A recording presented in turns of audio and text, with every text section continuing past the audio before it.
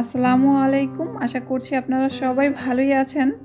আজকের ভিডিওতে আমি আপনাদের সাথে শেয়ার করব ঘরে কিভাবে শিশু পুষ্টিবিদরা বাচ্চাদের স্যালাইন তৈরি করে দিতে বলে সঠিক নিয়মে। সেই রেসিপিটি কিন্তু আজকে আমি আপনাদের সাথে শেয়ার করব। আশা করছি আজকের এই রেসিপিটি থেকে আপনারা একটু হলেও উপকৃত হবেন। আর এই চ্যানেলে বাচ্চাদের অনেক ধরনের রেসিপি রয়েছে, আপনারা চাইলে কিন্তু দেখে নিতে পারেন। আর বাচ্চাদের নিয়মিত নতুন রেসিপি পেতে চ্যানেলটি সাবস্ক্রাইব করে সাথেই থাকবেন। তাহলে চলুন আর কথা না বাড়িয়ে চলে যাই মূল রেসিপিতে। স্যালাইন তৈরি করার জন্য প্রথমেই এখানে আমি একটি বাটি নিয়েছি।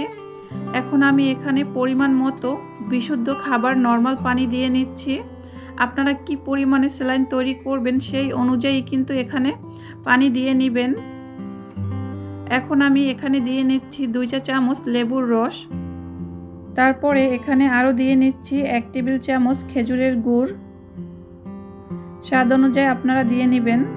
আর এখানে সামান্য একটু লবণ দিয়ে নিয়েছি। তারপরে কিন্তু সব কিছু ভালোভাবে একটু মিশিয়ে নিতে হবে, তাহলেই কিন্তু বাচ্চাদের জন্য স্যালাইনটি একদমই তৈরি হয়ে যাবে। এভাবে শুধু বাচ্চারা না, বড়রাও কিন্তু তৈরি করে খেতে পারবেন।